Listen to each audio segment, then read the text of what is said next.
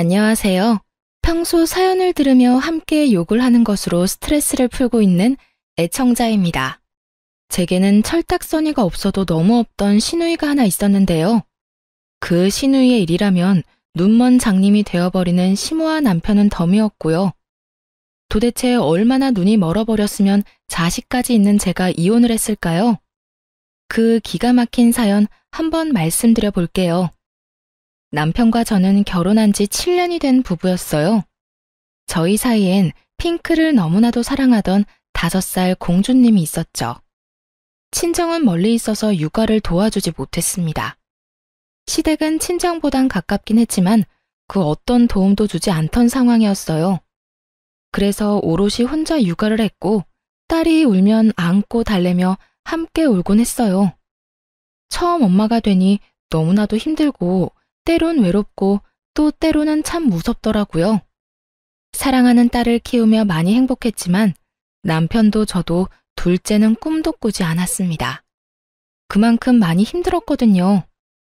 아무튼 그렇게 눈물로 키운 딸이 5살이 되던 해 충격적인 소식을 하나 들었습니다. 남편과 나이 차이가 꽤 나는 시누이가 20살이 되자마자 덜컥 임신했다지 뭐예요. 심지어 아기 아빠가 누군지도 모르는 아기를 말입니다. 아, 진짜 미치겠어. 지훈이 임신했대. 이 일을 정말 어쩌면 좋냐? 뭐? 아가씨가? 이제 갓 20살밖에 안 됐는데 임신? 남자친구가 있었어? 남자친구가 있었으면 차라리 다행이지. 밤마다 클럽이나 다니는 것 같더니 아기 아빠가 누군지도 모른단다. 내가 참 기가 막혀서. 이놈의 계집애 진짜 머리를 빡빡 밀어넣을 수도 없고 미치겠다 정말. 뭐? 이 일을 정말 어떻게 해? 당연히 수술해야겠지? 나도 그렇게 생각했는데 지훈이가 낫겠다고 고집을 부리는가 봐. 어휴.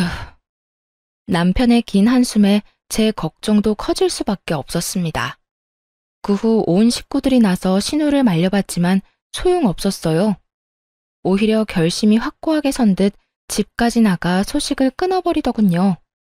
그리고 10달이 지난 후 시누이는 갓난아기를 안고 나타났습니다. 처음엔 눈물 없이 볼 수 없는 모성애를 뽐내며 아기를 잘 보살피더라고요. 무작정 반대만 했던 저희가 미안한 마음이 들 정도로 말이죠. 아가씨, 내가 좀 봐줄 테니 좀 자요. 너무 피곤해 보여요. 아니에요, 언니. 조금 있으면 또 아기 밥 줘야 하는데요, 뭘. 모유 먹이고 아기 잘 때 그때 좀 자면 돼요. 이러다 몸 상할까봐 걱정이네 정말. 아기 엄마가 건강해야 아기도 건강한 거예요. 에이, 걱정하지 마요. 저 진짜 괜찮아요. 이렇듯 밤새 잠도 제대로 못 잤을 텐데 혼자 보살피려고 애쓰더라고요. 낮에 시모에게 아기를 맡기지도 않았고요. 아기의 눈을 보며 많이 사랑한다는 말을 속삭여주기까지 하더라니까요. 그런 시누이를 보며 참 기특하다고 생각하기까지 했는데 아니나 다를까 그 상황이 길게 이어지진 않더군요. 처음엔 한두 번 시모에게 애를 맡기고 외출하는 것 같았어요. 그러다 어느 순간부턴 아예 시모가 애를 전담으로 보살피더라고요. 시누이는 뭐 했냐고요? 밤만 되면 밖에 나갔다가 새벽에 술에 잔뜩 취한 채로 집에 기어왔죠. 어쩌다 몇 번도 아니고 계속이요.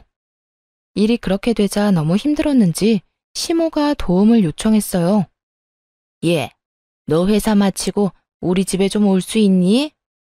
오늘이요? 왜요? 무슨 일 있으세요? 다름이 아니라 와서 애 좀 잠시 봐주면 안 되겠니? 내가 요즘 너무 무리를 했는지 온몸이 다 아프다. 아가씨는 뭐하고 어머님이 그 고생을 하세요? 아가씨, 오늘도 집에 없어요? 어제는 아예 들어오지도 않았다. 그래서 이렇게 너한테까지 연락했잖니. 어쨌든 올 수는 있니? 정말 너무 힘이 들어서 그래. 시모가 저렇게 말하는데 어느 며느리가 거절을 할까요? 차마 못 간다는 말이 안 나오더라고요. 그때까지만 해도 하루 이틀 도와주면 되겠지 하고 생각했어요. 저도 딸을 키우며 혼자 힘들었던 적이 많았으니까요. 그래서 결국 그날 일을 마치고 시댁으로 가 아기를 돌봐주었습니다. 그동안 시모는 밀린 잠을 잤고요. 밤늦게야 아기가 잠들어서 저는 집으로 돌아왔습니다. 그런데 하루 이틀을 넘어 그 생활이 점점 길어졌어요. 일주일 정도 지나자 정말 못할 짓이라는 생각이 들더군요. 이런 힘든 생활이 싫어 둘째도 포기했는데 이게 뭐 하는 짓인가 싶더라고요. 시댁에서 그것도 아가씨 애를 보느라 내 새끼를 제대로 돌보지도 못하다뇨. 심지어 회사 생활에도 지장이 생길 정도였습니다. 더 열받는 건 뭔지 아세요? 아기의 엄마는 밤마다 술 퍼마시고 놀고 새벽에는 잠자기 바쁘다는 거예요. 엄마도 아닌 저는 낮에는 일하고 밤에는 남의 애를 보는데도요. 당연히 그 상황을 달갑게 생각하기란 어려운 일이었죠. 그래서 문제의 그날 도우러 오라며 전화한 시모에게 말해버렸습니다. 더는 못 가겠다고요. 어머님, 앞으로는 이렇게 못 도와드릴 것 같아요. 낮에는 회사 생활, 밤에는 아가씨 애 돌보고 집에 가선 딸 챙기고 집안일해요, 저. 몸이 10개라도 모자랄 만큼 힘들어요. 또 제가 노는 사람도 아니고요. 뭐? 네가 안 오면 나는 어떻게 하니? 너는 젊기라도 하지. 난 이제 다 늙었어. 애 보느라고 안 아픈 곳이 없다고 하지 않았니? 그런데 네가 앞으로 안 오면 나랑 이 갓난쟁이는 어떻게 해? 왜 저한테 그러세요? 제가 애 엄마도 아니고 애 엄마가 있잖아요. 어머님도 이 고생하지 마시고 아가씨를 못 나가게 하세요. 머리를 밀든 다리를 분지르든 어떻게 해서든지요. 이게 뭐예요? 그렇게 가족들이 말릴 때는 애 낳아 들어오더니 지금은요. 아가씨 본인이 잘 키울 수 있다고 집까지 나갔던 건 잊었다 쳐도요. 나 몰라라 술만 퍼마시고 다니는 상황이 말이 된다고 생각하세요? 둑이 터지듯 그간 쌓였던 말을 시모에게 다 해주었습니다. 그러나 시모는 전혀 동의하지 않는다는 듯 시누이 편을 들기 시작하더군요. 저를 매몰찬 사람으로 몰기까지 하면서요. 무슨 말을 그렇게 하니? 너 정말 인정이라고 눈꼽만큼도 없는 애로구나. 우리 막내가 애는 낳았어도 이제 21살이다. 너도 그런 시절이 있었으니 잘 알 거 아니야. 그 어린 나이에 얼마나 나가서 놀고 싶겠어. 나 같으면 도와달란 말 안 해도 돕겠다. 저 좋은 나이에 미혼모 된 아이 불쌍하게 생각해서라도. 근데 넌 어떻게 된 애가 힘들다고 시누이 머리카락이나 밀라는 말을 할 수가 있어? 가족끼리 그렇게 매정하게 구는 거 아니다. 가족끼리 돕고 사는 거 저도 참 좋아해요. 그런데 이건 아니죠. 말이야 바른 말이지. 제가 어머님한테 울면서 전화했을 때 뭐라고 하셨어요? 우리 딸 키우느라 너무 힘들어서 겨우 전화했을 때 뭐라고 하셨냐고요. 자기 자식은 자기가 알아서 키우는 거라고 하지 않으셨나요? 그런 어머님이 이제 와서 가족끼리 돕고 사는 거라고 하시니 뭐 썩 와닿진 않네요. 그땐 그때고 지금은 상황이 전혀 다르지 않니? 너는 남편이 있었지만 우리 막내는 혼자이지 않니? 어린애가 남편도 없이 출산하고 얼마나 우울했겠어. 저렇게라도 풀어야 할 거 아니야. 우울한 마음 푸는 거 좋죠. 좋은데 아가씨는 가끔이 아니고 하루가 멀다고 저러고 다니잖아요. 말이 나왔으니까 하는 말인데요. 아가씨가 가끔 힘들어서 도와달라고 했으면 저 군말 없이 와서 도왔을 거예요. 저렇게 정신 못 차리고 놀러 다니는 게 아니라 애를 잘 돌보면서 부탁했다면요. 그런데 지금 엄마는 놀러 다니고 엄한 사람이 고생이란 고생은 다 하지 않나요? 전 이런 상황에 끼고 싶진 않네요. 시모는 이미 기분이 상할 대로 상했는지 무조건 집으로 오라고 닥달만 해대더군요. 마치 올바른 사고와 판단을 하지 못하는 사람처럼요. 저는 대화가 통하지 않다고 판단해 전화를 끊어버렸어요. 끊기 전에 마지막으로 한 번 더 단호하게 말해주는 건 잊지 않았죠. 넌 그냥 내가 오라고 하면 오고 가라고 하면 가면 되는 게야. 그게 며느리의 도리인 거 모르니? 어쨌든 난 힘들어서 혼자서는 더는 애 못 본다. 오늘 무조건 오거라. 어머님이 뭐라고 하시든 전 못 가요. 아가씨를 못 나가게 만들든 어머님이 독박 육아를 하시든 알아서 하세요. 그리고요, 제가 정말 걱정되어서 한마디만 할게요. 아가씨 저렇게 뒀다가 또 무슨 사고라도 치면 그땐 어떻게 하시려고 그러세요? 저거 나가서 그냥 노는 거 아니에요. 보아하니 밤마다 클럽 가서 술 퍼마시고 남자들이랑 놀고 다니는 것 같던데요. 지금이라도 어머님이 아가씨 잘 잡아줘야 하는 거 아닌가요? 또 큰 사고 치기 전에 주변에서 잘 단속해줘야 하잖아요. 어머님 말대로라면 아가씨가 애는 낳았어도 아직 어린애니까요. 하여튼 잘 생각해보시고 알아서 잘 해결하세요. 전 이만 끊을게요. 그렇게 전화를 끊어버리고 난 후 얼마 지나지 않아 전화가 왔습니다. 발신인은 신우이였어요.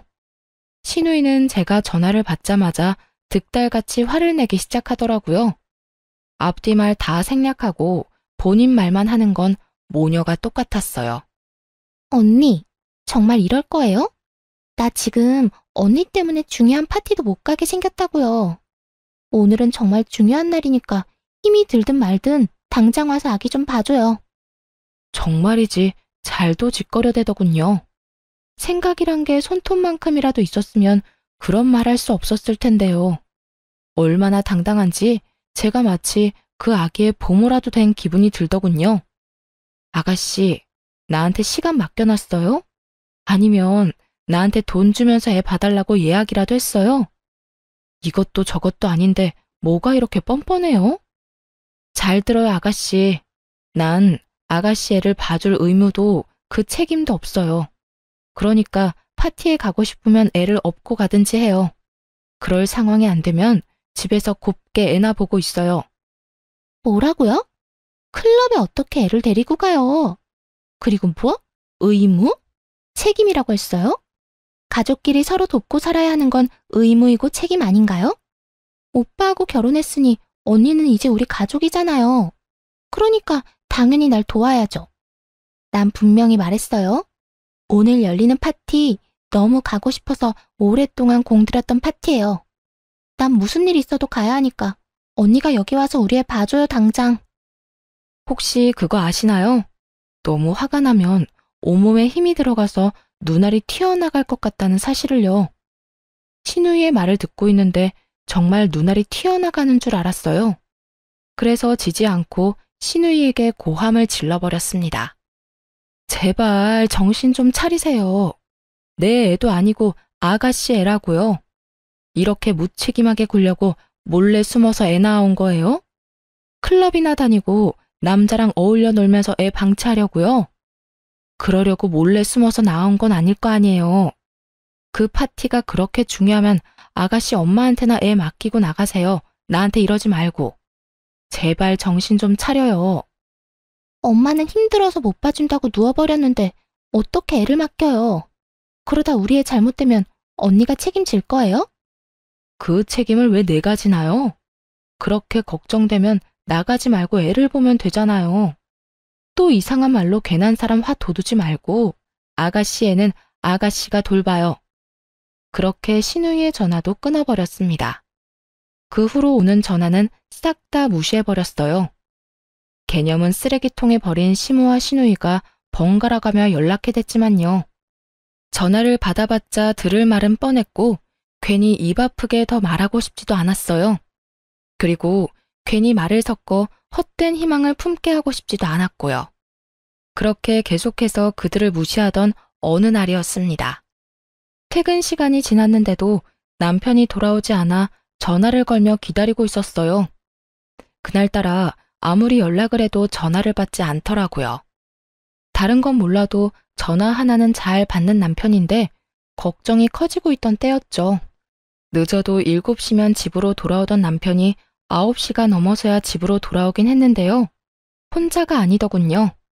네, 그렇습니다. 다들 예상하셨듯 남편은 품에 자기 조카를 안고서 집으로 들어왔습니다. 양손에는 가득 아기용품을 들고요. 뭐야 당신?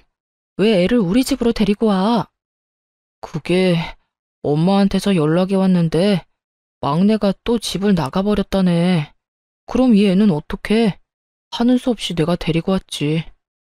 들어보니 시모가 잠시 한눈을 파는 사이에 신우이가 또 밖으로 나갔다는 거예요. 저는 연락을 받지 않으니 시모가 남편에게 전화를 했던 것이고요. 시모의 연락을 받고 시댁에 간 남편은 도저히 그냥 올 수가 없었다고 하더라고요. 여기저기 안 아픈 곳이 없다고 곡소리를 내는 엄마를 두고 어쩌겠냐면서요. 참나, 그래서 애를 데리고 왔대요. 그렇다고 애를 데리고 오면 어떻게 해? 그 애는 누가 보는데? 당신이 혼자 볼 수나 있어? 그러면 어떻게 해?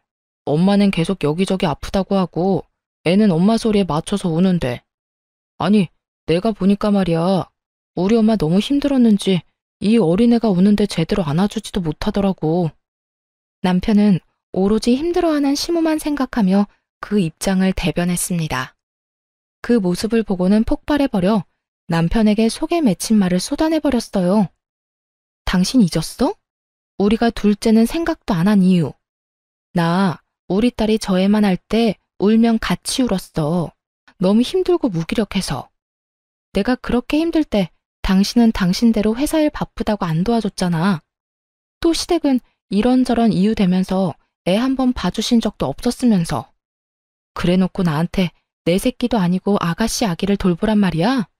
심지어 아가씨가 아파서도 아니고 밖으로 싸돌아다니면서 술 먹고 노는데? 아니, 엄마가 자기 자식 내팽개치는 게 말이나 돼? 왜 내가 아가씨 마음 편하게 놀라고 애까지 봐줘야 하냐고. 당신도 알다시피 막내가 아직 어리잖아. 애가 애를 낳았는데 육아를 제대로 할 수나 있겠어?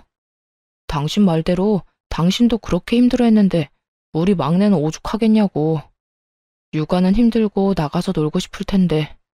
그러니까 우리가 조금만 도와주자. 우린 한번 해봤으니까 막내보단 나을 거 아니야. 이젠 정말 어이가 없어 헛웃음이 다 나더라고요. 시모와 남편이 아주 똑같은 말을 하더라니까요. 거기에다 당당하게 우리라고 하는 것도 거슬렸어요. 그래서 선을 정확하게 그어주기로 했습니다. 육아에 참여할 생각이 전혀 없다는 뜻을 남편에게 알려준 거죠. 당신 지금 그걸 말이라고 해? 한번 해봤으면 안 힘든 게 돼? 그리고 어쩌다 가끔 도와주는 것도 아니고 매일 밤마다 이럴 거잖아. 이건 우리가 도맡아서 키우는 거랑 마찬가지라고. 난 절대로 아가씨 애 키울 생각 없으니까 알아서 해. 당신이 데리고 왔으니까 다시 데려다 주든 아니면 돌보든 알아서 하란 말이야. 저는 이게 절대 잠깐이 아닐 것이라고 확신했습니다. 남편은 그저 잠깐 도와주는 것뿐이라고 했지만요. 그래서 더욱 단호하게 봐줄 수 없다고 못 박을 수밖에 없는 상황이었어요. 생각보다 더 단호하게 안 된다고 하자 남편도 기분이 상했나 보더라고요. 잠깐 바닥에 내려놓았던 아기용품을 다시 들며 이렇게 말했으니까요. 아, 됐어. 당신이 못하면 내가 하면 되지. 내가 알아서 다 할 테니까 당신은 신경도 쓰지 마. 그러면 당신이 이렇게 화낼 일도 없는 거 맞지? 절대 도와달란 말 안 할 테니까 당신은 당신 딸이랑 잘 먹고 잘 살아. 무슨 여자가 저렇게 정이 없어? 양심은 시댁에 두고 왔는지 남편은 오히려 화를 내며 안방으로 들어가 버렸습니다. 그러면 누가 후회할까 봐요? 전 남편의 말대로 했습니다. 정말 남편과 아기에게는 일절 신경 쓰지 않고 딸의 방에서 생활하기 시작했어요. 그날부터 남편은 아기와 함께 출퇴근을 했습니다. 출근을 하며 아기를 시댁에 데려다주고 퇴근을 하며 아기를 다시 데리고 오는 거죠. 자신만만하던 시작과 달리 남편은 생각보다 빠르게 지쳐갔습니다.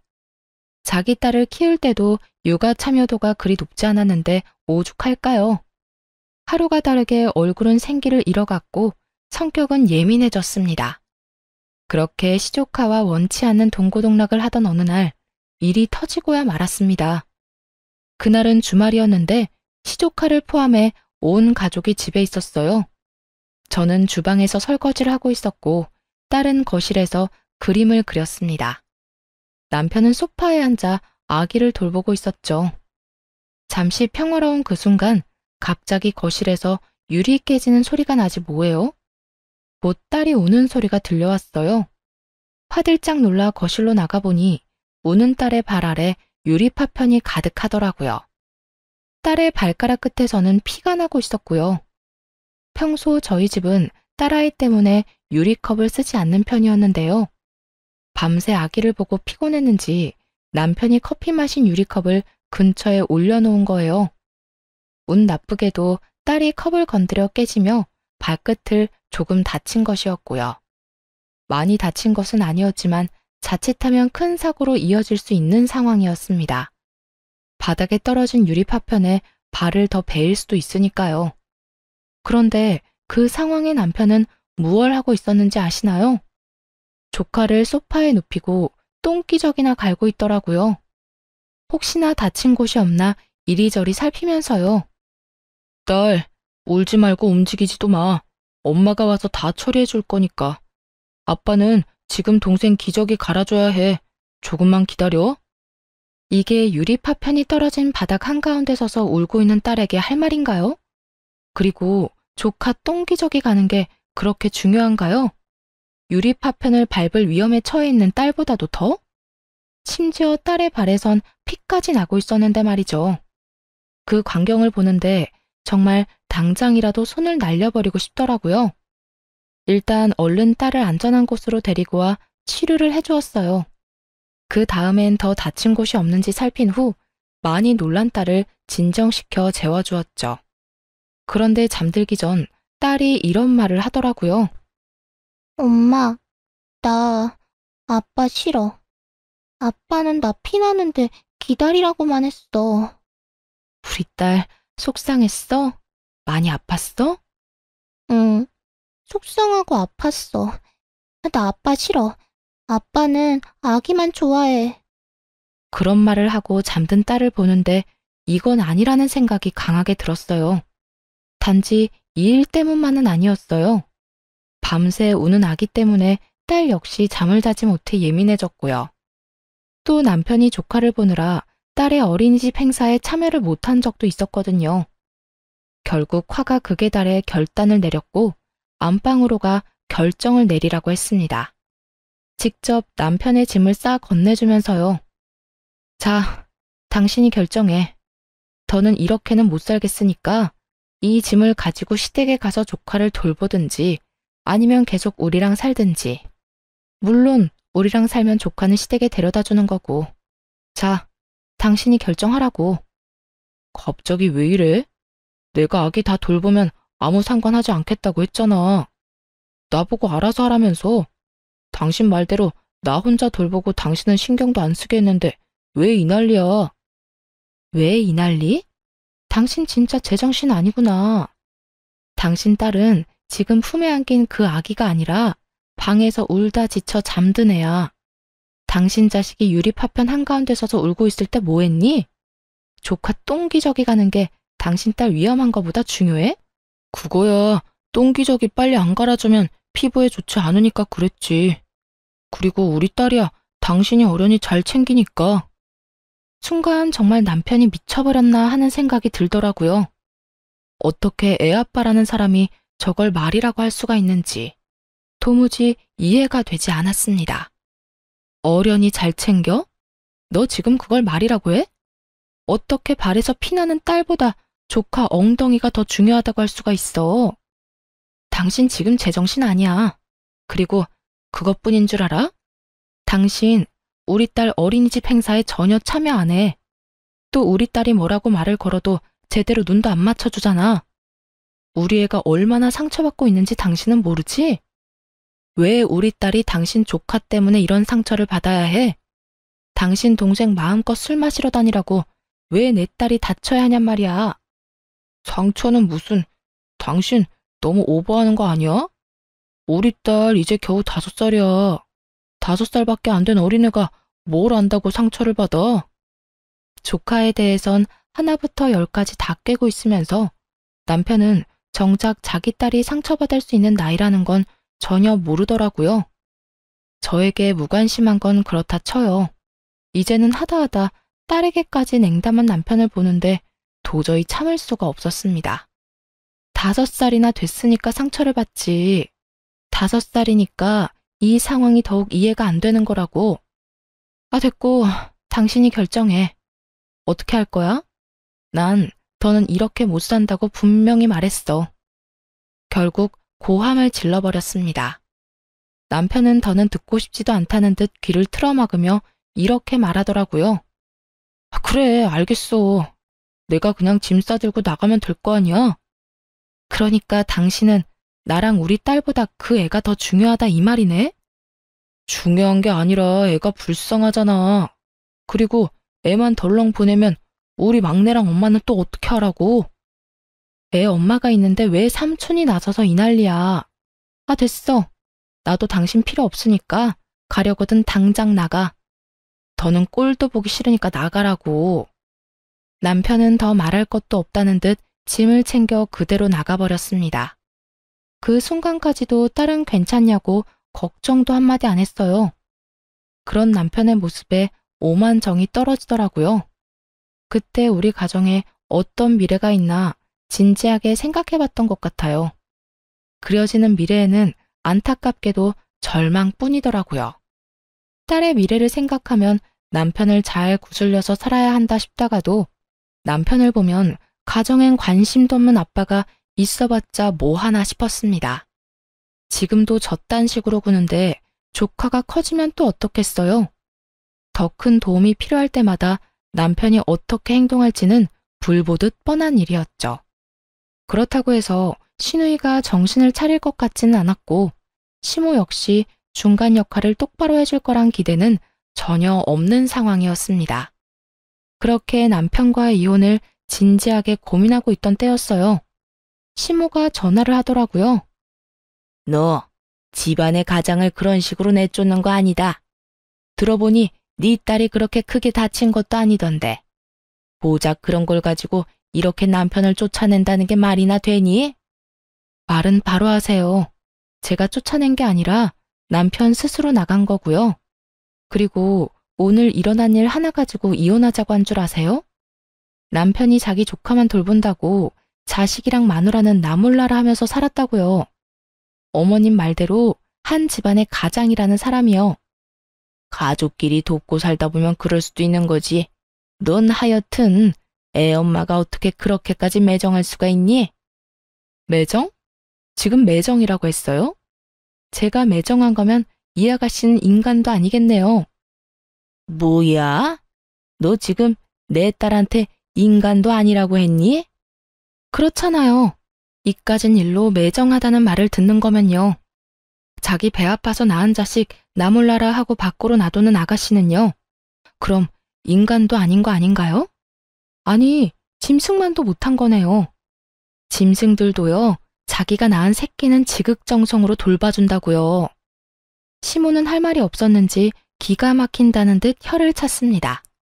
그리고 으름장을 놓기 시작하더군요. 말하는 거 하고는 하여튼 남편 필요 없다고 쫓아낸 사람은 너니까 나중에 후회 말아라. 또 아쉽다고 내 아들 찾지나 말고 우린 우리끼리 잘 살 테니 넌 너대로 네 딸이랑 잘 살라는 말이야. 시모의 말을 듣고 있는데 비로소 결심이 서더라고요. 이 정신 나간 집안이랑 연을 끊어야 한다. 그래야 나와 내 딸이 제대로 살 수 있다.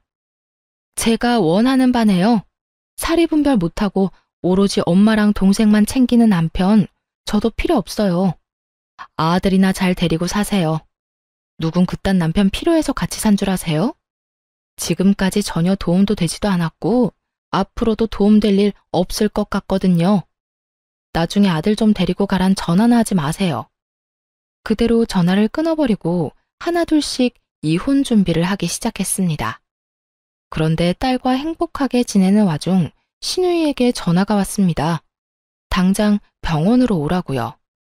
새벽녘에 갑자기 전후 사정 설명도 없었습니다. 그저 다급한 목소리로 병원으로 오라고 하곤 끊겨버린 전화에 많이 놀랐죠.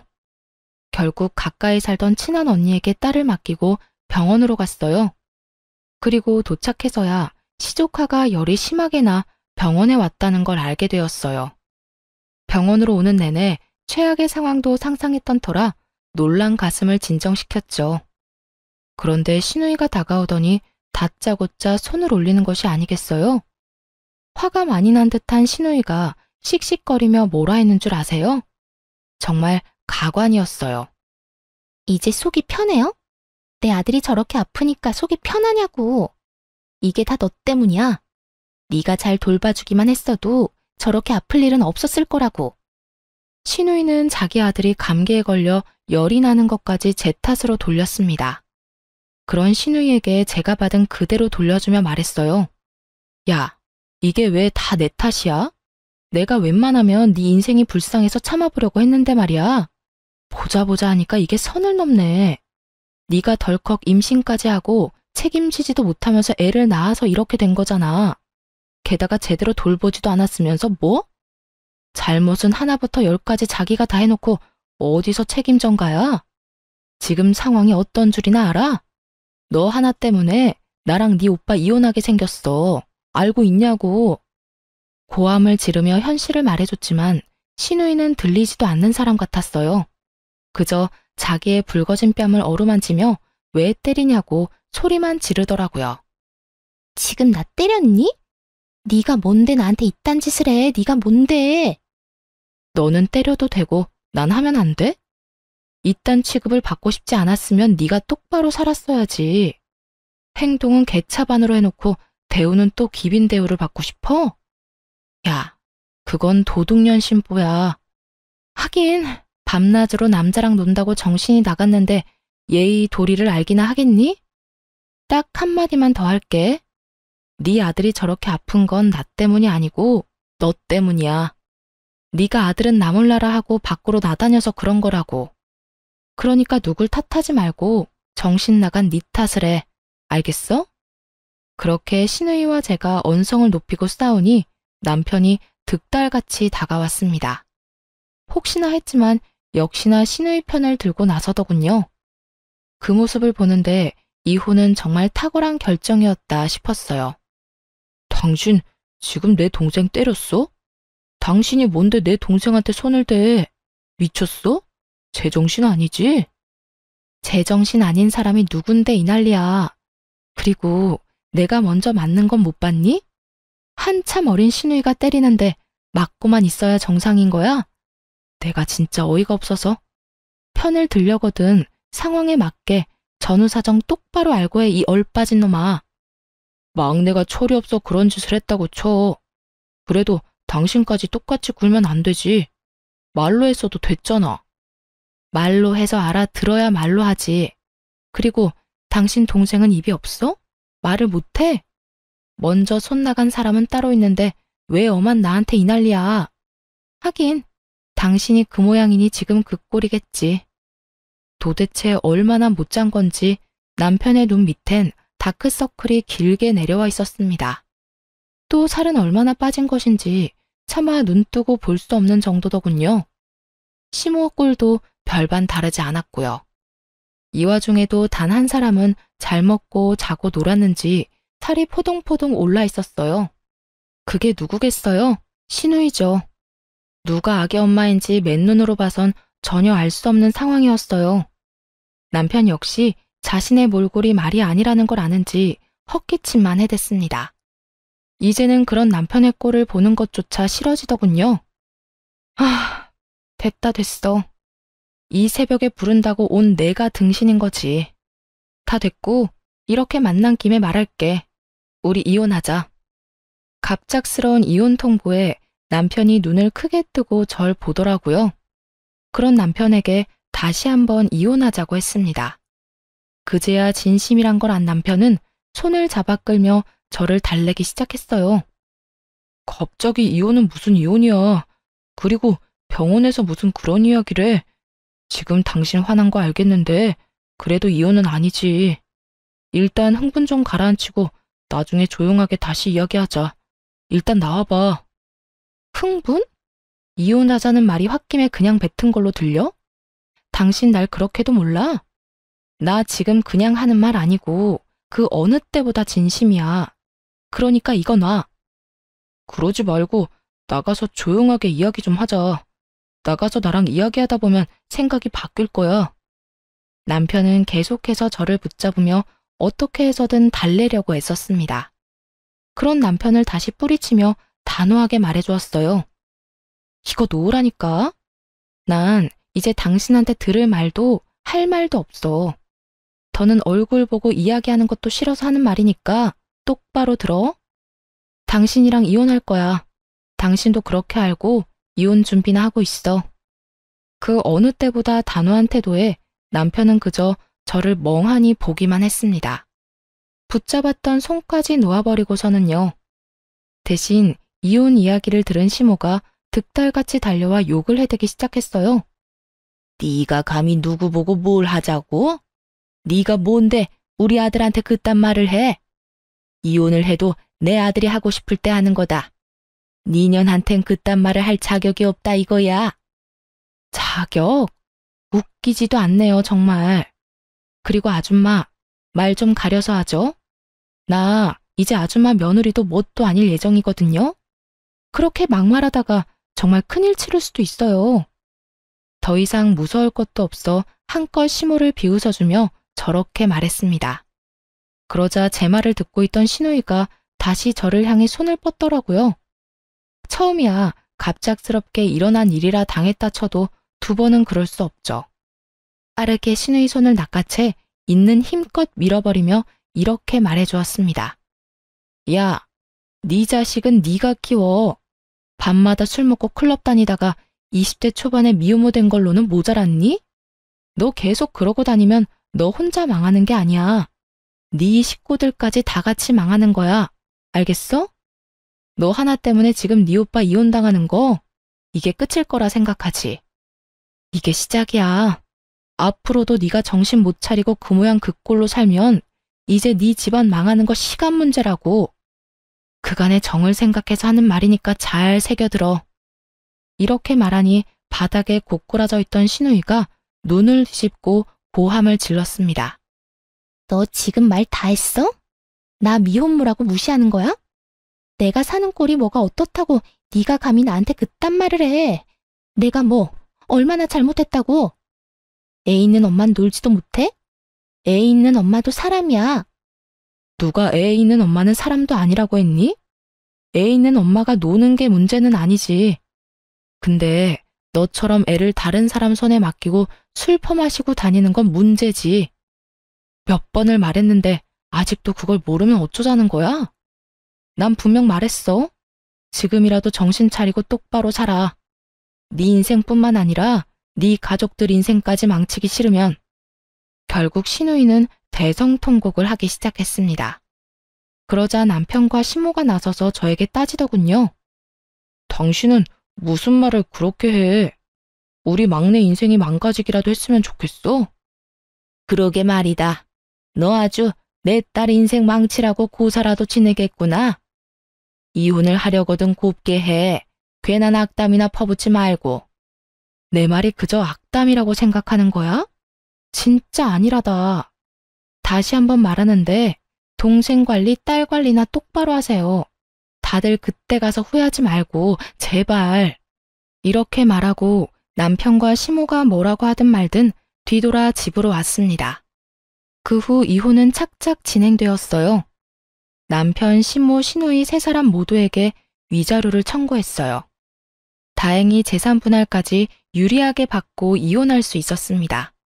물론 양육권도 제가 가지고 왔고요. 전 남편은 이혼도 당하고 딸의 양육권도 지키지 못한 채 그저 돈만 다 털렸죠. 그렇게 이혼을 하고 난 후 전 남편의 몰골은 점점 망가져 갔습니다. 딸이 아빠를 가끔 보고 싶어해 만났는데 그때마다 엉망이더라고요. 마지막으로 전 남편을 본 날엔 아주 가관이었어요. 핏기 하나 없는 얼굴, 툭 건드리면 쓰러질 것 같은 몰골. 그런 꼴을 하고서는 이렇게 말하더군요. 당신 말이 다 맞았어. 이러다 우리 집 송두리째 무너지게 생겼어. 뭐? 그게 무슨 말이야? 그게 막내 또 임신했대. 애 두고 밤마다 나가서 술 먹고 클럽 다니는 것 같더니 또 임신을 해버렸대. 아빠는 또 누군지 모른다고 하고 거기에다 이번에도 낳는다고 우기고 있어. 들어보니 그 정신 나간 전 시누이가 또 임신을 했다는 거예요. 예전과 똑같이 애 아빠는 누군지도 모르고요. 그런 주제에 뱃속의 아기를 또 낳겠다고 우기고 있다고 하더군요. 첫째 아들도 똑바로 돌보지 않으면서요.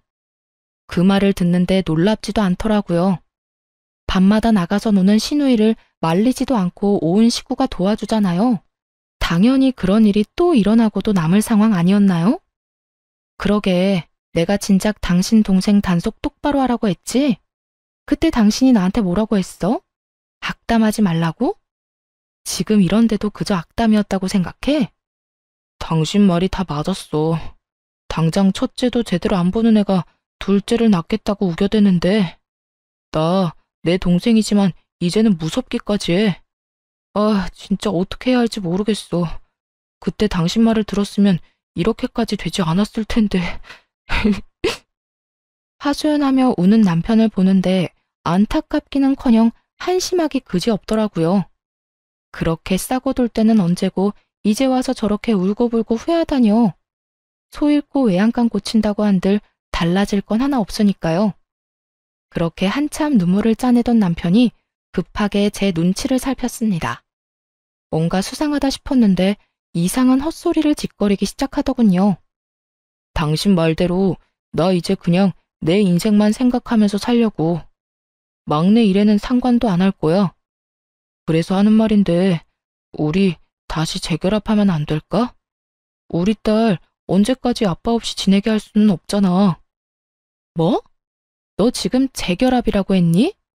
너 힘들어지니까 재결합을 하자고? 미쳤어? 아니, 나 힘든 건 둘째치고 우리 딸 생각해서 하는 말이지. 당신은 우리 딸 불쌍하지도 않아? 전 남편은 딸을 핑계로 내세우며 재결합을 요구했습니다. 정말 웃음만 나오더라고요. 이전의 일은 기억도 못하는 듯 했죠. 그렇게 딸을 생각하는 사람이 여동생의 자식을 키우느라 이혼당했다는 거요. 그렇게 딸 걱정한다는 사람이 뒤도 돌아보지 않고 이혼했니? 사는 게 지옥 같으니까 이제 와서 우리가 아쉬워? 혹시 해서 하는 말인데 우리한테 도망쳐올 생각은 하지도 마. 알겠어? 무슨 말을 그렇게 하냐? 난 진짜 당신이랑 우리 딸 걱정되어서 하는 말이라고. 내 진심을 그런 식으로 왜곡하면 내가 섭섭하지. 뻔뻔함이 정말 하늘을 찌르겠더라고요. 더는 이런 인간과 대화를 나눌 필요가 없다는 생각이 들었어요. 그래서 딸을 챙기고 일어나며 전 남편에게 말했습니다. 섭섭하든가 말든가 그건 당신 사정이고 헛소리할 시간에 양육비나 제대로 보내. 요즘 계속 지급이 늦어지던데 계속 이러면 네 딸 얼굴도 못 볼 줄 알아. 그까짓 양육비 잘 보내면 될 거 아니야. 얼마 되지도 않는 돈 가지고 독촉하기는. 나라고 당신이 좋아서 재결합하자고 한 줄 알아? 다 내 딸을 위해서 그런 거지. 아, 그거 참 다행이네. 당신 말대로 딸을 위하는 거면 양육비나 제대로 보내. 재결합 같은 헛소리 하지 말고. 그래도 딸이 걱정되면 양육비를 더 줘도 좋고. 그 말을 끝으로 딸을 데리고 집으로 돌아왔습니다. 그 뒤론 전 남편에게서 온 연락은 없었습니다. 양육비도 들어오지 않아 문제이기는 했지만요. 들리는 소문에 의하면 남편은 연락처를 바꾸고 지방으로 갔다고 하더라고요. 전 시모 소식도 함께 들려왔어요. 든든한 조력자였던 아들이 그렇게 잠적해버리자 태도를 바꿨다고요. 혼자선 감당이 되지 않았는지 집 하나를 팔아 작은 방을 얻어주었답니다. 그러고는 전 시누이에게 이렇게 말했대요. 더 애를 낳든 말든 네 자식 데리고 앞으로 알아서 살라고요. 그 후에는 모녀의 연을 끊다시피 하고 연락도 받지 않는 상태라고 하더군요. 이사간 집 주소조차 알려주지 않는다나요? 상황이 그렇게 되자 전 시누이는 뻔뻔하게도 도와달라고 연락해 왔습니다. 언니, 잘 지냈어요? 이제 와서 왜 이래? 듣자 하니 상황이 좋지 않던데 도움을 구하려고 연락한 건 아니지, 설마? 그게 맞아요. 언니, 나 좀 도와주면 안 돼요? 혼자 애를 보려고 하니까 너무 힘들어요. 애정을 생각해서 좀 도와주면 안 될까요? 임신을 해서 입덧도 심하고 애는 계속 울고 이러다 미칠 것 같아요. 야, 미치려면 혼자 미쳐. 어디 애먼 사람까지 미치게 만들려고 수작질이야? 네가 저지른 일은 네가 알아서 해결하고 다신 연락도 하지 마. 언니, 그러지 말고 제발. 잠시만 우리 애 좀 봐주세요. 네? 너 같으면 네 애를 봐주고 싶겠어? 너 때문에 내 가정이 이렇게 망가졌는데 헛소리 하지 말고 다신 연락도 하지 마. 전화를 끊기 전 입에 담기 힘든 험한 말을 한 바가지 해줬어요. 차마 사연엔 다 쓰지 못했지만요. 그 뒤론 연락도 하지 못하게 차단을 해버렸고요. 그런데 정말 웃기지 않나요? 제 조언은 콧방귀를 끼고 싸고 돌며 막말로 몰아가더니 결국 이게 뭐예요? 실제로 제 말대로 되니 나몰라라 하고 다 도망갔잖아요. 아무튼 저는 모든 인연을 정리하고 딸과 함께 행복하게 잘 지내는 중입니다. 5살이던 딸은 이제 초등학생이 되었어요. 전 딸의 학교 근처에 작은 카페를 차려 딸 뒷바라지와 일 둘 다 잘하고 있고요. 대박이 난 카페는 아니지만 자리가 좋아 꾸준히 손님이 있는 편이에요. 그 덕에 생활하는 데는 큰 어려움이 없습니다. 딸이 하고 싶다는 것들은 웬만하면 다 하게 해주며 지내고 있어요. 지금 가장 만족스러운 점은 단연 혼자서도 딸을 잘 케어할 수 있다는 점이에요. 딸에게 무슨 일이 생기면 언제든 가게 문을 잠시 닫고 갈 수 있으니까요. 싱글맘인 저에겐 카페는 더없이 좋은 직장이죠. 물론 딸이 가끔 아빠 이야기를 꺼내긴 합니다. 하지만 보고 싶거나 그리운 마음은 아니라고 하더라고요. 그런 말을 들을 때면 마음이 찢어지게 아프긴 하지만 아파하는 만큼 더 사랑으로 보살피려고 합니다. 그러면 딸의 외로움과 아픔도 옅어지는 날이 오겠죠? 앞으로도 지금처럼 딸과 함께 잘 살아가 보려고요. 이로써 저의 긴 사연도 끝이 났네요. 함께 해주셔서 감사합니다.